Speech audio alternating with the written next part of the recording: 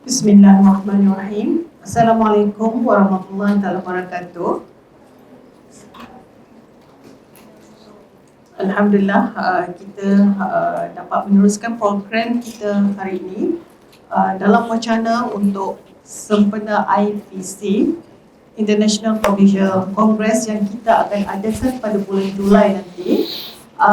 Dan wacana ini kita buat sekali dengan bengkel yang kita adakan pagi tadi untuk memberi pencerahan lagi kepada sebenarnya fokus kepada audiens yang akan hadir sebagai pengiring, sebagai usher, sebagai liaison officer untuk program tersebut yang akan kita libatkan nanti pada Julai. Dah tak lama lagi.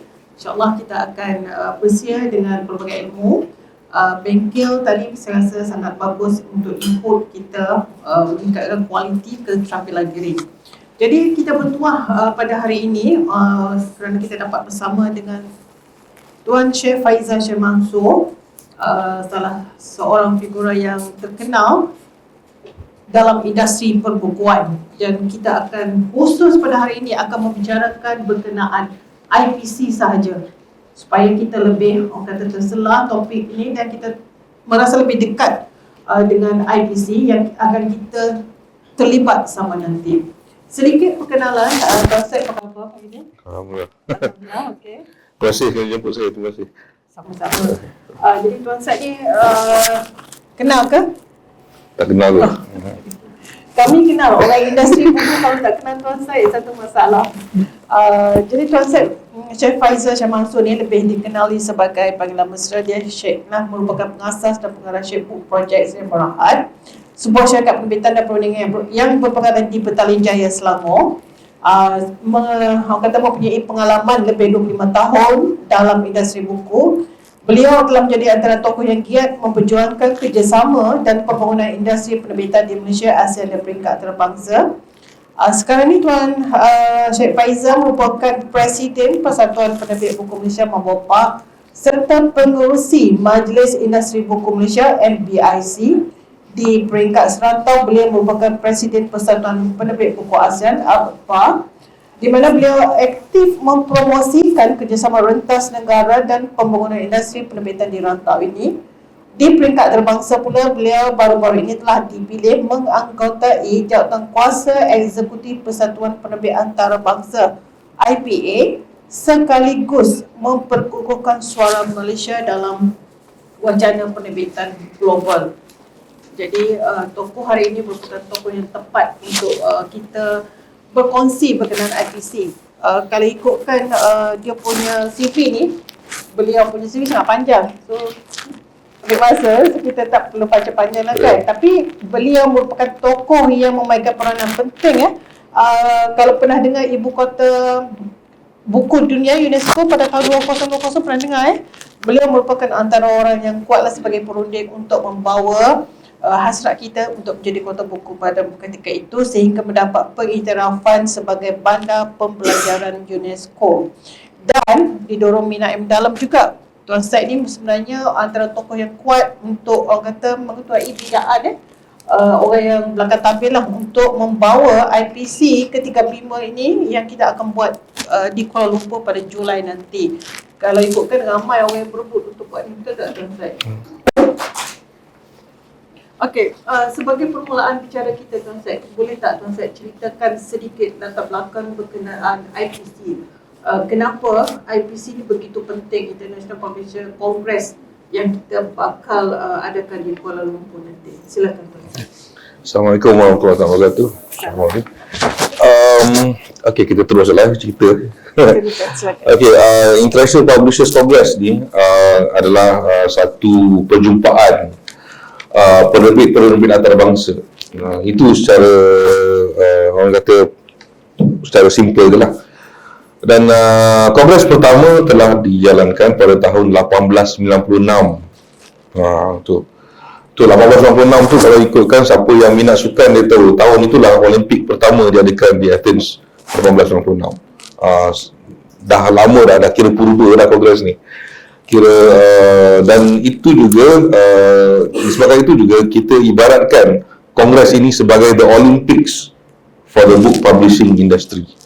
Kerana di situlah satu dunia berkumpul untuk pada asalnya 1896 itu adalah untuk mereka berkumpul. Sebab mereka tak ada masa tu pesta buku ke apa ke. So apa yang mereka buat, mereka perlukan satu destinasi yang mana satu perjumpaan yang mana mereka boleh berkumpul untuk just berjumpa-jumpa. It's more of a social grouping. Macam kita di ASEAN pun, kita pun ada dulu kita buat social grouping. Hanya beberapa tahun kebelakang ini yang saja yang bila Kuala Lumpur offer diri untuk daftarkan sebagai Persatuan Penerbit Buku ASEAN yang betul secara official beberapa tahun yang lepas lah. Jadi it was a social gathering, kan? Jadi lepas beberapa tahun kongres ni dia tak tentu. Kadang-kadang dia setahun sekali, kadang-kadang dia lompat 4 tahun sekali, lepas tu dia lompat 3 tahun sekali, 2 tahun sekali. Lepas tu bila peperangan dunia pertama, kedua dan sebagainya, dia lompat-lompat lah, dia tak ada.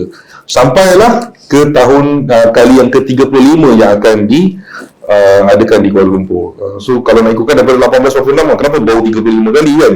Itulah sebabnya. Dan pada tahun-tahun kebelakangan ini, memandangkan kita pun dah selalu ada perjumpaan di pesta-pesta buku dunia dan sebagainya. So dah selalu berjumpa pula. So kenapa pula nak jumpa lagi? Kan? So kenapa kongres ini diteruskan? So kerana apabila kita dah berjumpa, kita mengambil peluang untuk kita belajar. Bukan belajar antara antara satu sama lain, tetapi belajar daripada pakar-pakar bidang yang boleh menentukan hala tuju penerbitan dunia.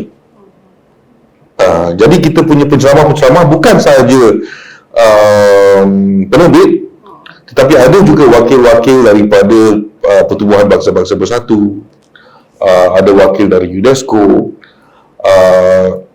yang akan membincangkan tentang banyak lagi perkara di luar daripada hal penerbitan yang akan dia akan berkait juga dengan hala tuju penerbitan. Contoh dari segi copyright lah, contoh pasal copyright ini sangat-sangat isu yang sangat penting lah, copyright ini. Jadi dalam bidang-bidang penerbitan, mungkin kita nampak copyright itu sebagai benda yang official, kena ikut. Kenapa kita kena buat? Ada reason dia. Dan bahagian mungkin daripada bahagian ada NGO dan apa mungkin ada daripada UN, daripada UNESCO yang turut membicarakan tentang ini. Ada reason dia tersendiri kenapa kita perlu menjaga copyright ini, supaya orang lain, orang penerbit tak ada dengar daripada penerbit je, dia akan dengar daripada orang-orang lain dan boleh nampakkan the real reason kenapa kita patut pertahankan benda ni. Sebab ia melibatkan hak cipta orang tu tersendiri. Kalau kita tak jaga, apa akan terjadi kepada orang tu? Sebab dia punya hasil usaha dia, mungkin ada kos yang ini kan. Tapi kalau kita tepikan je hak cipta itu, kita telah, kalau nak ikutkan agama, kita dah berdosa pada dia. Betul. Tapi masalah ini lagi hebat. Kalau buat dosa yang buat ni, dia memang lagi hebat. Dia letakkan peraturan dia awal, pasal dia lebih mementingkan hak kemanusiaan satu sama lain. Betul. Itu yang paling ultimate pada mereka. Kita kena hormat orang tu punya kerja, kita kena kita patut jaga, protect. Saya kata tadi yang perjumpaan itu, of course, antara penerbit yang bernaung di bawah International Publishers Association lah, IPA. So International Publishers Association itu memang telah ditubuhkan pada tahun yang sama, 1896 juga. Tak lama. So itulah tahun yang mana mereka berjumpa dan mereka menubuhkan. Pada waktu itu saya tak tahu lah berapa negara yang terlibat pada waktu itu. Tapi sehingga ini, tahun ini kita akan meraihkan tahun yang ke-130. Daripada 1896, 2026, 130 tahun. Ulang tahun IPA dan juga ulang tahun Kongres. So IPA Kongres lah. So setakat ini kita sudah ada IPA. Saya ni bahasakan diri sebagai kita pasal apa? Saya pun sekarang dah terlibat dalam IPA sebab baru-baru ini ada election yang telah memilu, dan alhamdulillah syukurlah saya terpilih masuk dalam executive board IPA, menjadikan saya warga Malaysia pertama, warga ASEAN kedua dalam sejarah untuk ada wakil dalam IPA ini. Itu saya sangat bersyukurlah. Dan itu yang kita adalah ulang tahun yang ke-130, dan setakat ini IPA telah mempunyai 105 ahli dari 84 negara. So 105 ahli ini keahliannya adalah persatuan-persatuan penerbitan dan juga serta-serta NGO yang terlibat lah. So sebagai kalau macam dari Malaysia, Mabopap ialah ahli kepada IPA. Mabopap Persatuan Penerbitan Malaysia mewakili untuk Malaysia, penerbit Malaysia. Kita adalah ahli yang telah disetujui masuk oleh IPA. Bukan senang-senang nak masuk. So kita ni bayar yuran, tapi sebelum bayar yuran pun dia ada interview. Dia bukan nak terima duit kita je. Dia ada interview. Ada questionnaire kena jawab. Kita punya GDP macam mana, industri perbukuan bagaimana, copyright punya management macam mana, dan juga kita punya freedom to publish macam mana. Mereka pertahankan hak-hak ini. Jadi ada interview dulu dengan dia punya membership committee. Membership committee kalau tak setuju memang tak boleh dah. Tak boleh dah dicadangkan untuk pemilihan. So bila dah membership committee dah setuju, masuk dalam AGM IPA untuk semua ahli undi. Boleh tak orang ni masuk? Kalau tak boleh masuk juga walaupun membership committee dah approve. So kita telah melalui fasa-fasa tersebut. Mula-mulanya kita menjadi ahli provisional member yang tak ada hak untuk mengundi. Sekarang ni alhamdulillah sejak 2000 kita masuk 2018, 2022 baru kita mohon untuk diterima masuk sebagai ahli penuh, yang mana kita ada hak mengundi lah. Bila hak mengundi tu bayar lebih sikit lah. So bukan yang murah. Kita bayar dalam dekat 8,000 setahun. 8,000 setahun. Okey. Dengan SOP dan saya rasa dengan orang kata beberapa proses yang ketat itu menunjukkan mereka teliti untuk menerima kita sebagai ahli. Cuma bila kita adakan IPC dan of course IPA akan terlibat secara langsung, bolehkah Tuan Syed beritahu di mana signifikan penerbit tempatan, maksudnya di Malaysia, yang kita boleh libatkan atau menyalahkan lagi penerbit kita untuk berada bersama-sama di peringkat global, sama ada menerusi IPC, sebab kita bawa IPC. Okey. So orang kata macam mana kita nak menyalahkan, adakah peluang signifikan ada di IPC untuk kita, orang kata dari segi right, dari segi terjemahan, kolaborasi dan sebagainya. Apa pandangan Tuan Syed dalam hal ini? Okey, kita bila nak buat IPA Congress dan IPC ni kat sini bukannya senang. Betul. Kita perlu bidder. Bukannya kita minta nak boleh, lepas tu dia bukannya IPA yang tentukan mana-mana nak teruskan bagi macam tu. So kita kena bidder, dan kos ni bukannya rendah. Dia menelan kos hingga 2 hingga 3 juta. Kalau ada setengah-setengah bandaraya yang pernah host ni pernah sampai 5 juta ringgit kosnya untuk menghostkan satu. Pasal apa benda ni kita kena lihat siapa yang datang. So siapa yang datang ni ialah semua yang the top bosses, decision makers semua yang dah biasa terbang first class, business class di pergi mana-mana ni. So takkanlah kita nak buat dekat hotel-hotel yang 2 star, 3 star, 4 star. Mereka ini kita kena, macam tadi kita pun belajar tadi, kita kena menyantuni mereka. Image kita dalam menyantuni mereka macam mana. So itu adalah salah satu yang kita kena terima. Kita kena santuni mereka dengan cara yang mereka patut deserve lah. Lagi-lagi kalau Malaysia ni, kalau orang tengok, takkanlah kita ada KLCC, ada semua ni, the tallest tower in the world. Takkan tak boleh nak support ada orang pergi yang at least pergi ke hotel yang elok-elok lah kan, kita kata. Jadi itu semua telah kita fikirkan, kos-kos dan sebagainya. Dan kita takkan buat kalau dia tidak memberi manfaat kepada kita. Kena ada reason kenapa kita nak buat. Dan kita nak, even kita nak jadi ahli IPA pun ada reason kenapa kita nak join. Kenapa kita nak bazirkan 8,000 setahun. Bukannya murah untuk Mak Bopa sebagai NGO ni, bukan murah untuk spend 8,000 ni. 8,000 maknanya adalah keahlian, jumlah yuran keahlian bagi 16 syarikat daripada 200 syarikat ni kita ada. So 16 syarikat ni punya yuran ni kita terpaksa bayar IPA untuk jadi ahli. Tak termasuk lagi nak bayar gaji staff lagi, dengan apa ni, sewa, bayar bank untuk office dan sebagainya, perbelanjaan lagi, nak buat organize buffet dan sebagainya. Kos agak tinggi. Kenapa kita nak buat juga? Kerana the same reason kenapa kita nak kita bida terus dulu untuk Kuala Lumpur World Book Capital UNESCO. Sama. Kerana kita kalau tidak melibatkan semua ini, kita punya network hanya sekadar paling luas pun ASEAN. Sebab kita ada ASEAN Book Publishers Association, yang mana kita ni macam dah kira rakan-rakan lah. Semua orang pun dah kenal. Ni Abdul Hafiz pun dah pernah hebat lah dengan Filipina, dengan Indonesia, Singapura dan sebagainya. Kita pun memang dah biasa dengan ASEAN. Jadi itu je lah kan, itu dah kira kampung kita. Kita ni masih kira macam jago kampung lah kalau ASEAN ni. Jadi bagaimana kita nak menunjukkan diri kita ke depan, kerana kita ni ada banyak cerita yang patut kita ceritakan. Kerana kita ada kelebihan kita sendiri yang mana orang luar tak pernah tahu pun. Jadi apabila kita dah, saya selalu saya cerita sikit-sikit dengan rakan-rakan daripada luar negara semasa kita pergi ke pesta buku luar negara sebagainya, kita sikit.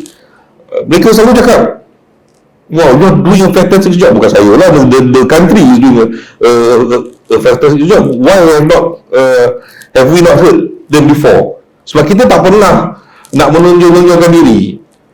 Kalau nak ikutkan, siapa yang pergi join pesta buku antarabangsa pun bukannya company besar-besar pun.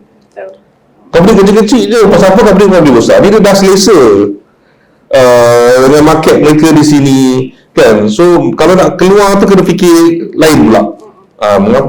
Kena fikir dan kadang-kadang merugikan mereka untuk fokus kepada negara luar. Sebab mereka punya dah selesa dan belum pun explore full lagi pun kalau nak ikutkan.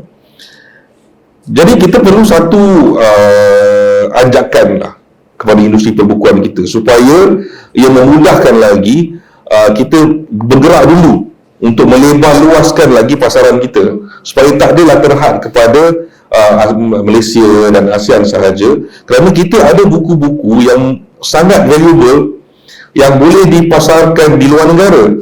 Kalau sekarang pun kita lihat ada banyak buku kita yang telah dipasarkan di luar negara, telah diterjemahkan, especially kalau dalam buku kanak-kanak. Dan semalam kita baru dengar ada 5,000 judul mapping telah dibeli oleh negara China. Betul. Macam mana tu? 5,000 judul? Betul ke? Confirm ke? Betul. Saya boleh cakapkan betul sebab PUC pun terpilih beratus-ratus untuk dibekalkan kepada negara China. Itulah dia. Saya anggap itu bukan. Itu tanya lah untuk USIM, tanya tu. Sebab dia macam ni tak. Pada USIM ada masalah, bukan masalah, sebagai cabaran yang agak besar. Bila negara China kita sedikit keluar lah, tapi saya rasa tak keluar banyak sebab kita still antarabangsa dan IPC ini merupakan antarabangsa. Bila ada Islamic title yang agak orang kata ada universiti sendiri tu, USIM ada Islamic title is there. Dalam apa-apa buku kami banyak juga Islamic punya image. So negara China agak strict about that. Dia akan reject apa-apa yang ada nilai agama, termasuklah nama universiti, nama buku, memang sensitif, agak sukar. Jadi kami pernah angkat tangan lah, surrender, kata China bukan pasaran untuk USIM lah. Kami rasa macam tak boleh masuk sebab anything berkaitan dengan Islamic dia akan ada boundaries lah, dia letak awal-awal tak boleh. Tapi agak terkejut bila rezeki tu datang. Dia bukan, rundingan tu bukan berlaku pada tahun ni, sudah lama dulu, beberapa tahun sebelumnya, yang sebenarnya terjadi pada tahun ni. Jadi saya cakap mungkin IPC ni salah satu platform yang mungkin sama dengan isu yang ni, tak berlaku dalam masa yang singkat, dalam jangka masa yang pendek, tetapi mengambil masa untuk jadikan realiti. So bila pasaran USIM dapat menembusi negara China dengan beratus-ratus tajuk, kami rasa sangat berbesar hati. Ada universiti yang sampai beribu. Ya? Jumlahnya total 5,000. So bagi saya ini merupakan satu halangan yang telah kami kata berjaya atasi dengan negara China yang agak ketat dalam pemilihan tajuk. Dan saya rasa IPC merupakan salah satu, saya nampak yang signifikan yang Tuan Syed cakap tadi, untuk memberikan hubungan kepada penerbit tempatan yang sebenarnya tak banyak terlibat dengan peringkat global ataupun antarabangsa.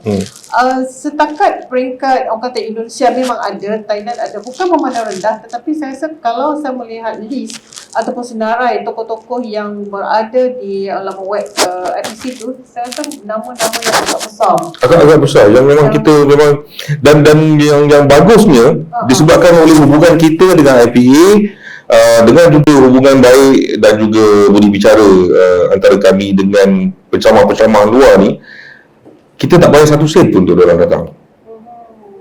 Kita hanya tanggung dia punya flight, tanggung dia punya hotel sahaja. Ada yang di antara mereka ni yang dah biasa kalau bercakap dekat luar kena bayar sampai berpuluh-puluh ribu USD. So yang kita tak bayar satu sen pun.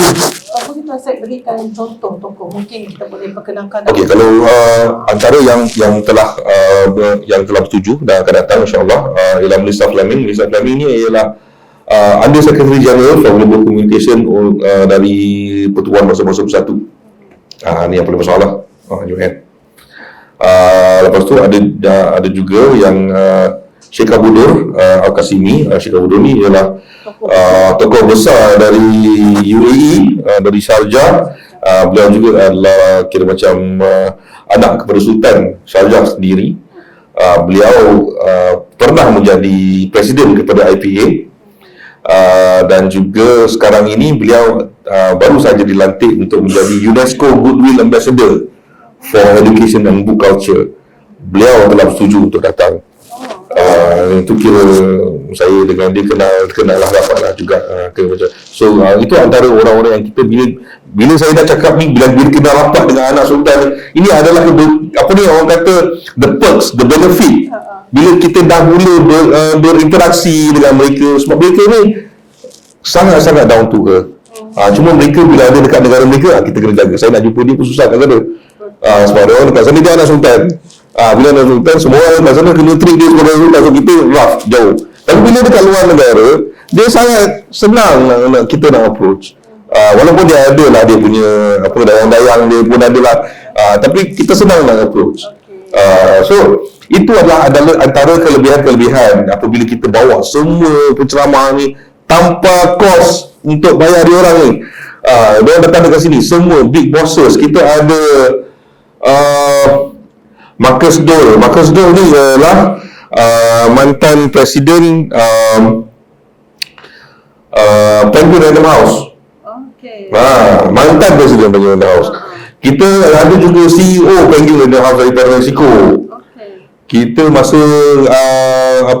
kongres yang sebelum ni kongres ni di Guadalajara, Mexico 2 tahun lepas. Saya masa tu kita ada lepas kongres tu kita ada lawatan-lawatan kebudayaan dan sebagainya. Tapi itu bukan lawatan kebudayaan tu, itu bas yang kita naik untuk nak pergi ke kongres.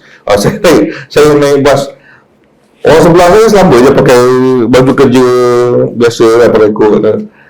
Saya tak adalah tanya, kita malu nak tanya dia siapa kan. Kita exchange card je lah.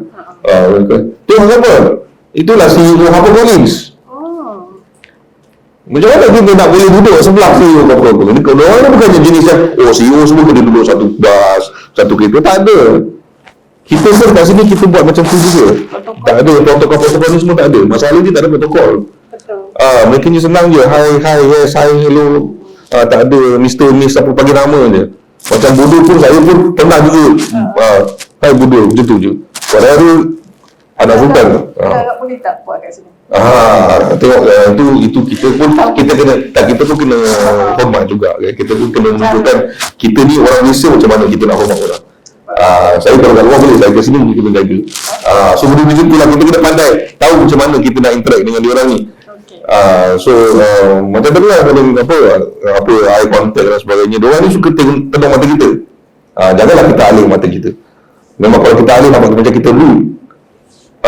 Sebab kita tengah cakap dengan dia ada yang kadang-kadang yang ada, saya pernah lah kena tegur, why you not looking at me? Look at me, I'm talking to you. Sama macam tu pun ada. Kalau orang jadi rude lah kan, dia jadi macam tu. So memang kena pandang mata. So semua ini itulah yang kelebihan kita ada semua ni, pakar-pakar ni. Kita ada pakar-pakar AI, pakar-pakar pembukuan yang mana yang even publisher sendiri nak kena belajar daripada diorang, sebab mereka ada informasi terkini, sebab mereka juga buat research. Dan semua-semua ni ada macam daripada penerbit akademik dan sebagainya, mereka ada research, ada yang baru sedang buat survey, nak presentkan hasil survey mereka pada kongres ini. So inilah orang-orang yang akan menentukan hala tuju penerbitan di masa akan datang. Itulah kita punya tema untuk IPA Congress tahun ini. Saya sebut IPA Congress sebab IPC, dia International Publishers Congress, tapi sebab kita nak letak branding IPA dan tu, sebab ni IPA punya sebenarnya. So saya sebut IPA Congress. Kita punya tema tahun ini ialah Publishing Intelligence Sustaining Forward. So bila kita sekarang ni kita telah disogokkan dengan AI dan sebagainya, itu artificial intelligence. Dan sebagai penerbit, bagaimana kita nak menangani artificial intelligence ni? Dan sebab kita, we need to have our own intelligence. Itulah dikatakan publishers intelligence ni, publishing intelligence ni. Kita kena ada publishing intelligence, the know-how, what to do, what not to do. Walaupun AI ada, so kita ni kena ada satu kepintaran tersendiri sebagai seorang penerbit untuk menentukan mana elok, mana tak elok, mana patut diikut, mana yang patut kita tolak, bagaimana kita hendak menangani semua ni dengan cara yang betul, yang menghormati tadi hak cipta masing-masing dan juga the freedom to publish. Itu adalah dua tonggak utama IPA. Saya melihat ada memang banyak signifikan yang orang kata relevan dengan penerbit Malaysia, yang sebenarnya kalau dibuat luar negara, ramai penerbit kita memang orang kata tak akan dapatlah secara majoritinya untuk hadir dari segi kos dan sebagainya. Jadi saya rasa peluang ni merupakan satu platform yang patut direbut oleh kebanyakan penerbit di Malaysia, tak kira lah penerbit universiti ataupun penerbit yang bukan universiti, maksudnya semua penerbit di Malaysia. Cuma saya nak tanya sedikit lah, kalau tuan ada pandangan, kebanyakan penerbit universiti kita tahu dia fokus kepada buku ilmiah. Walaupun ada beberapa orang kata kelonggaran buku-buku lain seperti buku kanak-kanak yang ada niche tertentu, adakah nanti peluang yang mungkin spesifik khusus yang kami boleh jangkakan sebagai penerbit universiti yang saya rasa memang universiti kena rebut ni, dengan tokoh-tokoh yang ada ni, bidang ni kita nak, ada tak kata ketua ataupun mungkin dari segi pandangan tuan saya lah, yang penerbit universiti, penerbit mapping yang fokus, yang boleh fokus orang kata jurus kepada bidang tu saja, yang untuk kita adakan mungkin copyright ke, jualan kita ke, terjemahan dan sebagainya. Pada asasnya kongres ini kita hanya adalah medan untuk kita menimbul ilmu, yang mana kita memang menerusi pakar-pakar yang kita bawakan, dan ada juga pencamah-pencamah daripada penerbit-penerbit textbook universiti juga yang terkenal, macam saya katakan tadi, HarperCollins ada, Penguin pun ada, Elsevier pun ada, Elsevier, kita ada siapa lagi, ada banyak lagi. So Elsevier ni dia champion untuk sustainability. Dia kalau nak ikutkan Elsevier ni, saya rasa kalau nak ikutkan dia tak ada dah produce buku teks fizikal Secara betul. Saya just nak cover sebab ini yang saya dapat tahu. Memang tak ada dah buku fizikal. Dia hanya buku dari bentuk digital sahaja. Dan mereka sangat championkan sustainability ni. Dan pakar sustainability, the director of sustainability of Elsevier will be one of our penceramah. So ini kita akan kita belajar macam mana kita nak sustain ni. Dengan cost paper meningkat dan sebagainya, bagaimana kita boleh sustain kita punya penerbitan walaupun tanpa menggunakan kertas dan sebagainya, bagaimana kita nak kita nak penetrate market ini macam mana. So mungkin ada lagi isu-isu lain dalam sustainability ni yang mana kita perlu tahu. Tak kira lah sebagai penerbit apa, penerbit universiti ke, penerbit kanak-kanak ke, penerbit buku teks ke, ini adalah benda yang penting untuk semua penerbit secara am. Ya, banyak yang topik yang berkisar tentang macam contoh dari AI dan sebagainya yang melibatkan semua penerbit secara am. Ya, tak kisahlah penerbit universiti dan sebagainya. Memang kita ada spesifik untuk penerbit kanak-kanak, ada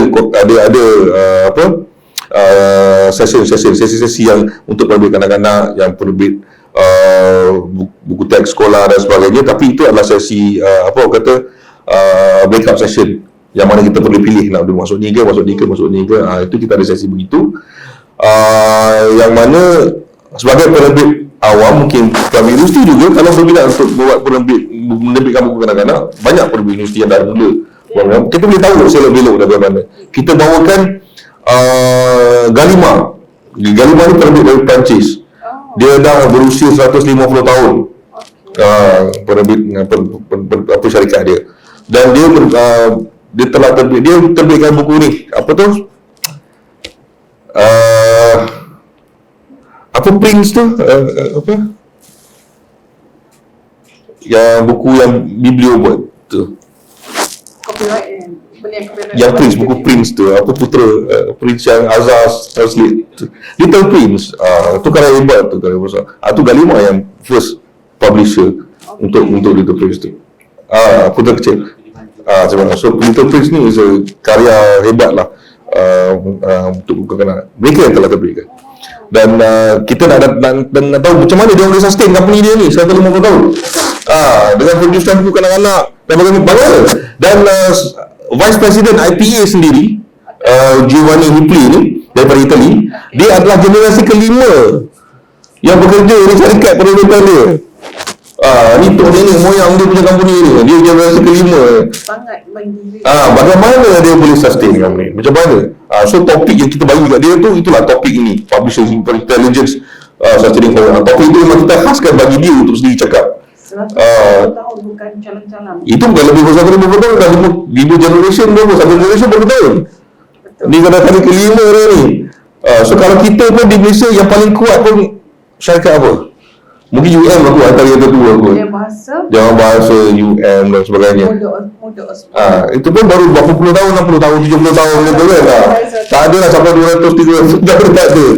So itulah kita dah ada. So untuk tapi on top of all that, dalam IPA Congress tahun ini, yang ke-35 ini adalah kali pertama yang mana kita akan adakan business matching. Pada tahun-tahun sebelum ni kita tak ada business matching, tak ada cara formal business matching, tak ada. Orang datang dengan sama-sama pandai-pandai lah, network sendiri lah, bincang-bincang lah, borak-borak lah kan, secara santai macam tu. So tahun 35 ni dengan ulang tahun ke-130 ini, kita mengambil the next step. Ini Malaysia yang cadangkan ni, IPA yang cadangkan, Malaysia yang cadangkan supaya kita adakan business matching, supaya berbaloi untuk orang datang daripada jauh-jauh, khususnya company-company kecil lah, company-company kecil dan mereka yang bawa staff-staff mereka, editor dan sebagainya, untuk datang untuk berjumpa antara satu sama lain, boleh boleh berniaga lah. So ni adalah extension kepada pesta-pesta buku. Now bezanya pesta buku di luar negara apabila kita nak pergi berdagang di sana dengan apa yang kita buat di sini, ialah semua satu dunia datang, fly jauh-jauh datang ke sini hanya untuk tengok apa yang Malaysia boleh offer. Kalau di luar, siapa nak tengok Pavilion Malaysia kalau kita tak bayar orang untuk datang ke Pavilion Malaysia tu? Betul. Kita dah nak spend beratus-ratus ribu ke pesta-pesta buku antarabangsa, tapi kita sendiri tu ada pavilion untuk pergi jumpa orang dekat tempat lain. Tapi ini semua datang Malaysia ni untuk jumpa orang, untuk tengok apa yang Malaysia boleh offer.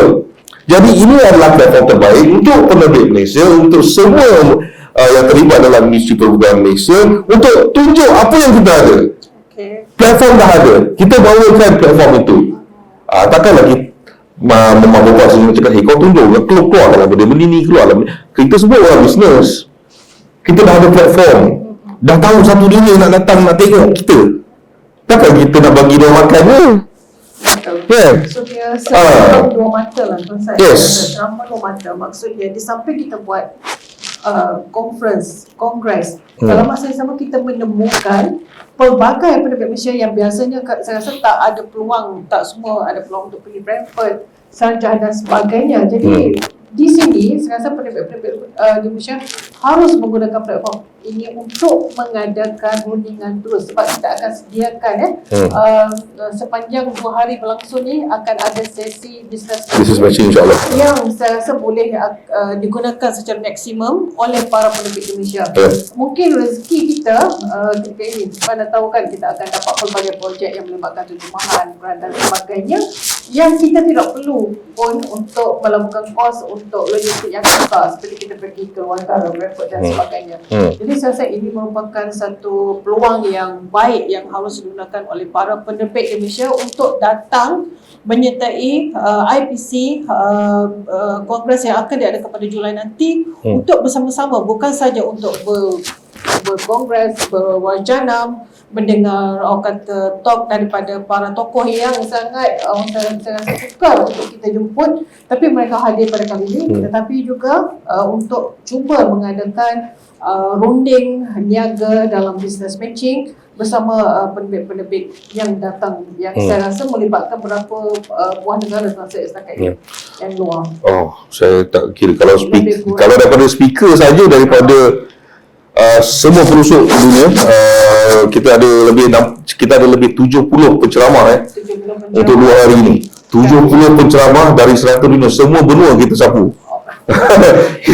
So dia datang daripada semua benua datang. Itu daripada Afrika, daripada Australia, New Zealand, daripada Finland, daripada mana semua kita bawakan. Semua benua ada. Jadi saya rasa ini merupakan satu platform yang bagus lah untuk kita jangan lepaskan peluang untuk menyertai, dan masih terbuka Tuan Syed untuk kita menyertai simposium ini, iaitu IPC yang akan diadakan pada Julai, yang saya rasa yurannya sangat berpanjang. Selalunya selalunya kalau IPC Kongres ini diadakan sebelum ini, tiket nak masuk saja tiket nak masuk ialah $1,000 $1,000 seorang. So kalau dulu sekarang RM4,000 seorang nak join, nak pergi, nak masuk dewan dia kena ada RM4,000 tu.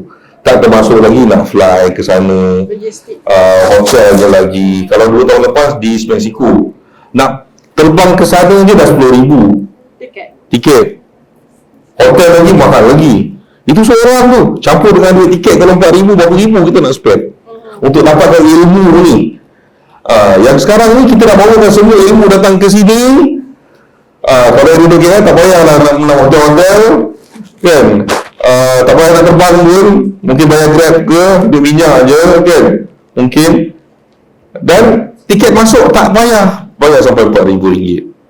Untuk orang Malaysia kita hanya charge 1,600 sahaja. Dan 1,600 ni adalah, kalau ikutkan ada banyak lagi kursus luar yang lagi mahal. Ada yang sampai 3,000. Kadang-kadang kursus terjemahan pun sampai 2,500. 3,000 pun ada terjemahan buku kursus ni. Tapi ini khusus antarabangsa ni, 70 penceramah ni daripada satu dunia kita bawakan. Tak ada siapa boleh bagi harga 1,600. Hanya Mak Mopa sahaja yang kita fikirkan tentang kita nak bawakan ilmu tu kepada semua orang dalam industri kita untuk manfaat. Sebab mungkin benda ni kita dah bawa ke sini. Untuk kita charge yang harga mahal untuk orang masuk itu dah kira kejam. Bukanlah sepatutnya memang ada. Tapi kalau bagi pihak Mak Mopa, bagi pihak saya sendirilah, sebagai presiden Mak Mopa, saya rasa tak boleh harga kita pasal saya rasa itu tanggungjawab kita bersama sebagai industri perbukuan. Saya harap daripada kerajaan dan sebagainya untuk sama-sama membawakan ke semua ini untuk untuk industri kita. So ini adalah saya rasakan selepas daripada UNESCO World Book Capital, walaupun diadakan semasa COVID, ini adalah anjakan kedua kepada industri perbukuan. Untuk meningkatkan, untuk kita highlightkan industri perbukuan kita di mata dunia. Kalau untuk pengalaman saya sendirilah, yang sudah menghadiri mungkin banyak IPC di pelbagai negara, apa cabaran yang rasanya yang kita boleh cakap, tak kata susah, mungkin unik untuk menganjurkan dibandingkan Tuan Syed mungkin boleh buat perbandingan sikit semasa diadakan di Mexico dan saya fahamkan pernah diadakan di Indonesia sebelum ni. Mungkin Tuan Syed berkongsi pengalaman tu, mungkin dari segi orang kata sudut pandang sebagai tamu, dan sekarang ni kita merupakan penganjur utama. Saya sendiri pernah pergi berapa kali? 1, 2, 3. Ini yang kali keempat lah yang ini. Kali pertama saya ke New Delhi pada tahun 2018. New Delhi pernah jadi host pada tahun 2018. Mereka ni hotelnya 6 star lah. So kita nak pergi sana pun nak bayar hotel saja dalam 6,000 ke kalau saya tersilap saya. Masa tu saya pergi dengan saudara Arif, mantan Presiden Mamopua daripada PTS. Saya dengan beliau, 2 orang pergi. Dihantar ke sana oleh jawatankuasa World Capital pada waktu itu. Sebab kita nak buat melobi dua orang, jadi kita dihantar, kami berdua ke sana. Itulah kali pertama saya pergi ke Kongres. Tapi bagi saudara Arif, dia sudah pergi awal lagi. Sebelum itu dia dah pernah pergi lagi. In fact kita punya pemerintah dari Mamopua pun pernah ikut pada tahun sebelum itu lagi. Dia pernah pergi ke Kongres di Bangkok. Bangkok ni dekat sikit lah, senang nak pergi. Bangkok pernah juga hostkan pada tahun berapa, saya rasa pada tahun 2015 kalau tak silap. Masa tu 2016, pada waktu itu dia selang 2 tahun. 2015 Bangkok, 2016 kat London. London tu saya rasa tak ada siapa Malaysia pergi. Lepas 2016, 2018 India. India tu saya dengan saudara Arif 2018. 2020 masa Covid dia dibatalkan. Sepatutnya di Lillehammer. Tapi dibatalkan sebab Covid. Dan lepas tu 2022 Jakarta. 2024 Mexico. 2026 di Kuala Lumpur, Malaysia. Jadi setiap kongres tu adalah dia punya keunikan tersendiri, ada kelebihan tersendiri. Sebagaimana kalau macam nak ikutkan Indonesia itu telah ditaja sepenuhnya oleh kerajaan. Di mana kerajaan saya rasa dua-dua lah, kementerian dan juga office governornya, Gubernur Jakarta sendiri yang telah membantu untuk menghostkan. Dia keluarkan bajet, itu yang sampai bajet dekat 5 juta tu. Sampai diberikan percuma kepada semua partisipan. Peserta tak payah bayar. Tak payah. Itu yang antara yang pasal tu yang bila Mamopua dengar tu, kita hantar semua orang beli. Habis beli pergi dulu lagi masa Jakarta tu. Tak yang tahun yang dia kongres tu 2022 lagi. Tapi orang hantar 8 orang. Itu masa akhir Covid kan? Masa tu sebelum Covid. Ada orang lepas Covid. Itu yang first time antara event yang terawal yang terbangsa lah, yang mana orang start mula fly kan. Jadi Mamopua antara 8 orang, saya rasa Travel Malaysia ada dalam 10 orang ikut pergi. Sebab dah free kan. So kita nak fly pun tak mahal. Hotel pun tak adalah, hotel dia memang mahal lah. Sebab dia macam tu lah, mereka nak menyantuni kita di Gerai Raya. Diorang pada masa itu hotel apa Fairmont kata salah saya. Fairmont tu kalau naik bukan saya rasa ribu-ribu satu malam. 1,000 ke 2,000 ringgit je satu malam tu kalau buat situ. Kami pergi sana tak ada hotel tu. Kita duduk hotel murah-murah je, jalan kaki pagi-pagi pergi sana. Tak mungkin untuk lain. Tapi apa ni lah, dekat lah juga. So kami duduk macam tu lah, ramai duduk, lepas tu jalan kaki lah pergi kongres tu. Ditaja sepenuhnya oleh kerajaan. InsyaAllah kita di sini juga adalah juga perbantuan kerajaan. Tapi itulah disebabkan situasi semasa kan, dengan perang Iran dan sebagainya. Di sini pun disebabkan perang itu semuanya kena berjimat cermat, potong bajet sana sini. Jadi kita tak dapatlah sepenuhnya apa yang kita nak minta. Yang jadi itulah, itu pun ini antara cabaran yang untuk tahun ini. Pada masa World Capital pun ada cabaran Covid, tapi kita laksanakan juga, alhamdulillah. Walaupun Covid tak boleh keluar rumah dan sebagainya, ada juga poket-poket yang mana window-window yang kita boleh keluar dan jalankan aktiviti. walaupun kebanyakan aktiviti kita jalankan secara online, tapi kita telah berjaya melakukan lebih 650 aktiviti. Oh, banyak lah. Banyak tu dalam masa COVID tu. Saudara Hafiz pun ada terlibat, semua orang terlibat membuatkan aktiviti semasa COVID tu. So kita apa sahaja cabaran depan kita tempuh. Dan insya-Allah dengan apa yang kita dah sediakan, dengan apa yang kita telah rancang dan sebagainya, insya-Allah lah dengan berkat sokongan daripada semua pihak, ya, kita sama-sama itu yang kita nak, kalau boleh kita nak itulah semua pihak industri buku daripada Bandung semua kalau boleh datang, yang bukannya mudah untuk membawa benda ini ke Kuala Lumpur. Kita baru join IPA tahun berapa? 2018. Lepas tu baru jadi boleh dapat vote tahun 2022. 2026 dah boleh bawa benda ni ke Kuala Lumpur. IPA tu dah daripada 1896 tu dah banyak negara tu yang dah jadi member. Kita ni antara negara yang lewat juga masuk IPA dalam ASEAN ni, sebab yang ada dalam tu Filipina dah ada, Indonesia dah ada, dah lebih lama dalam IPA tu. Pengaruh mereka dalam IPA tu lebih lama. So bayangkan bagaimana buku-buku mereka telah dikenali lebih lama di luar negara daripada kita.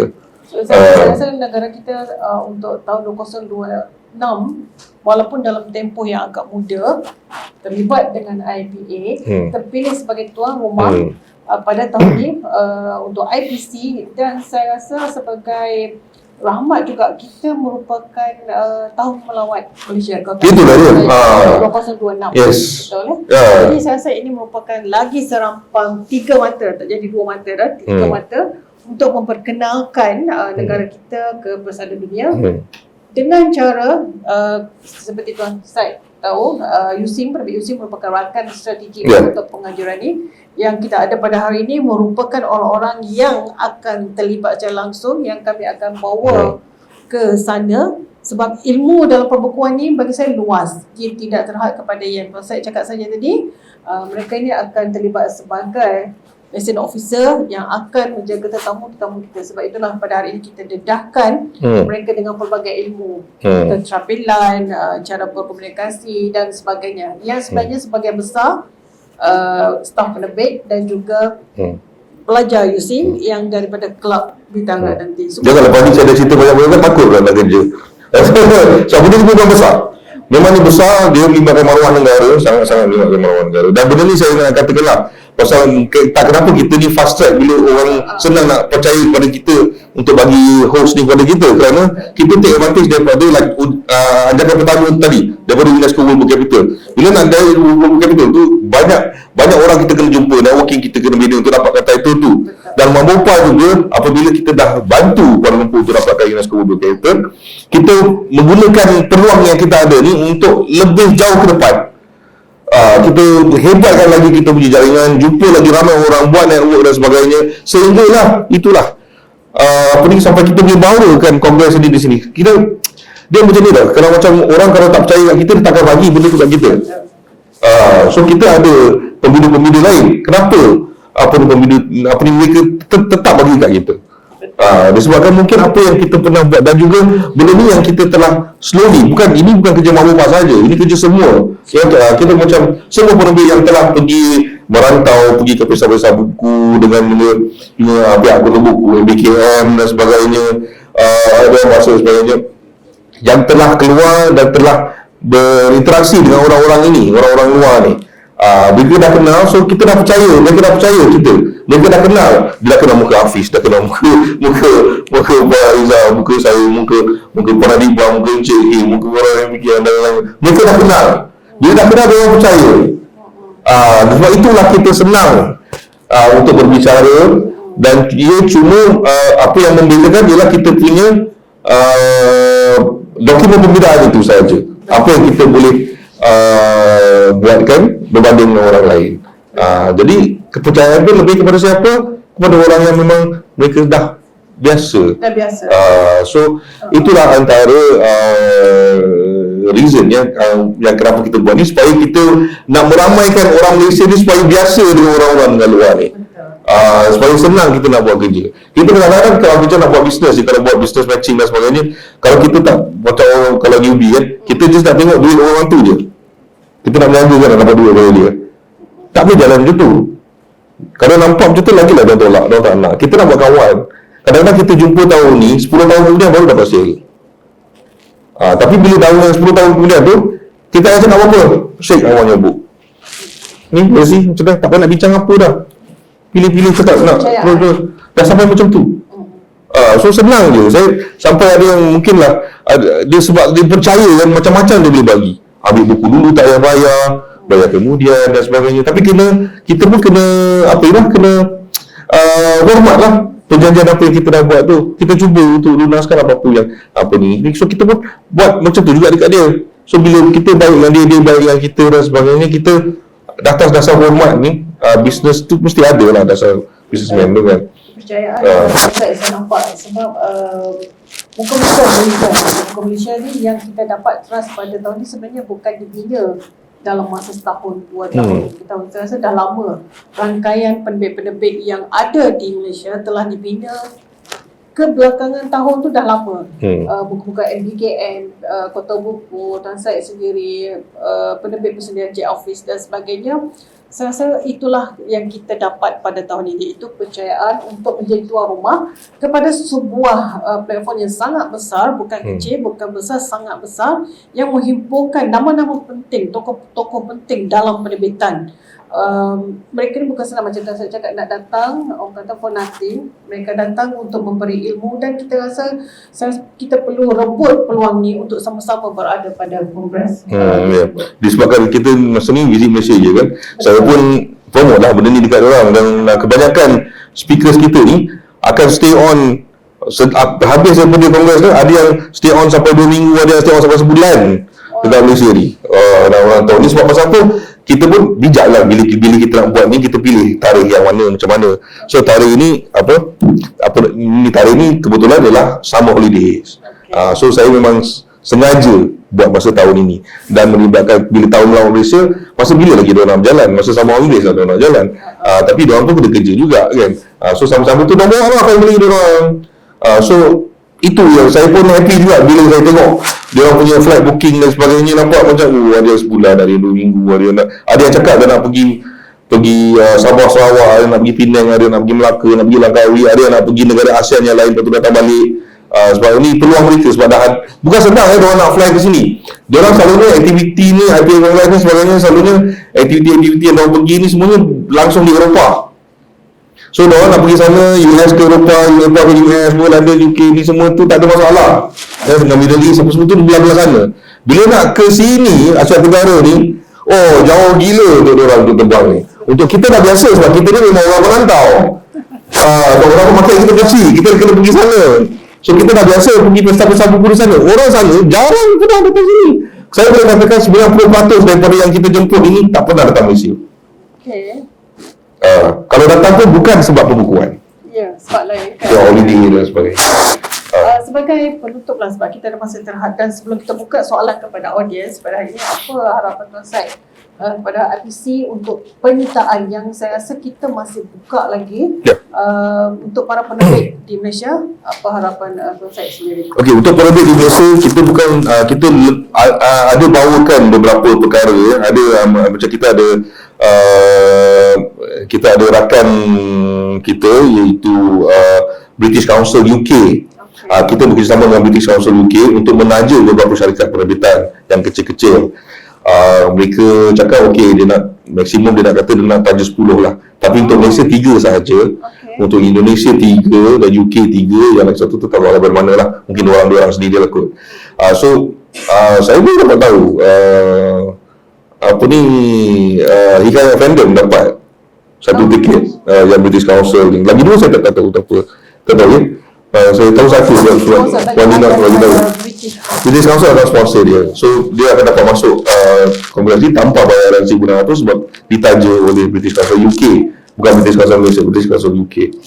Dan untuk syarikat-syarikat Malaysia juga, sesiapa yang ada mencarut ke HRDF, kita boleh guna HRDF ni. So kalau ada tabung HRDF ni cukup untuk menaja beberapa orang untuk datang, senaraikan saja berapa orang daripada syarikat anda semua, kita yang akan pernikahan yang akan claim syariah. So tak payah bayar any single cent on top of whatever yang you dah calonkan kepada syariah tu.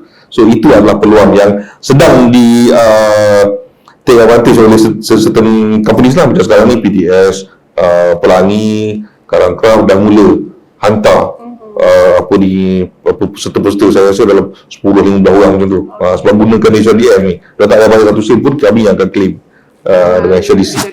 So itu antara peluang-peluang untuk rakyat Malaysia. Kita dalam baru ni kita offer lagi peluang macam-macam cara lagi untuk daftar. So kalau untuk yang lain, kalau tak ada syariah dan apa, cubalah. Yang ini adalah peluang yang saya katakan tak akan datang lagi lah, saya rasa.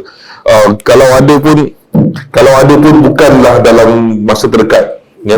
Dalam masa kita tengah aktif dalam industri perempuan ni, cubalah sertai kongres ini untuk kita dalami ilmu penerbitan ini daripada pakar-pakar ilmu penerbitan yang terkini yang menentukan hala tuju penerbitan pada masa akan datang, yang mana kita, bila kita dapat first hand information ni, kita akan menjadi orang-orang yang terdahulu dan ke depan daripada orang lain yang tak datang kongres ini, yang kurang menerima maklumat-maklumat daripada orang-orang yang kita bawakan ini.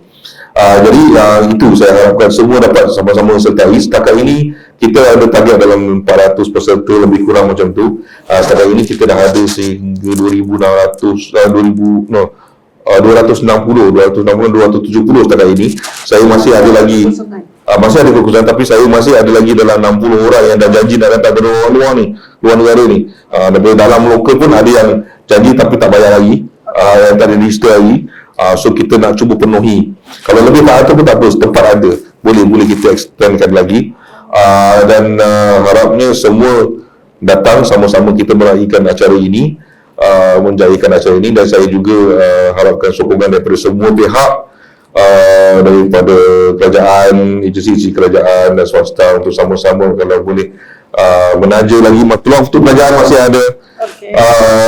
Sebab kita ni kita perlukan dana-dana untuk sebab kita sangat-sangatlah terkesan dengan situasi semasa, dan kalau boleh kita sama-sama, kalau tak boleh bagi duit bagi peserta, kan meramaikan lagi orang untuk menghadiri. Dan apa lagi, kita nak minta doakanlah daripada semua. Kalau tak dapat hadir, kita doakan siapa yang hadir, doa ketat-ketat supaya event ini berjaya dan dapat mengangkatkan martabat industri Malaysia ni ke mata dunia. Seperti yang saya katakan tadi, biarlah ia menjadi anjakan kedua industri penerbitan kita supaya kita lebih ke depan lepas ini, InsyaAllah. Terima kasih Tuan Syed. Sebenarnya harapan itu merupakan sebuah harapan daripada pemerintah Malaysia juga, yang sebenarnya bersama untuk melihat acara ini diadakan pada Julai nanti, dan USIM sebagai rakan strategik kolaborasi dalam persidangan tersebut mengharapkan yang terbaik. Dan saya harap kita wawarkan kepada rakan-rakan industri kita untuk turut sama-sama menyertai IDC ini yang julung-julung kali diadakan. Rezeki kadang-kadang bukan datang sekali, bukan bergolek banyak kali, dia bergolek sekali itu saja, terutamanya yang besar macam ni. Jadi saya mengharapkan kita turut sama-sama membantu untuk menyampaikan promosi ini kepada rakan-rakan industri kita untuk turut sama-sama menyertai. Peluang masih ada, sama ada peserta ataupun sebagai sekolah dan yang berminat untuk membuat kerajaan, Tuan Syed.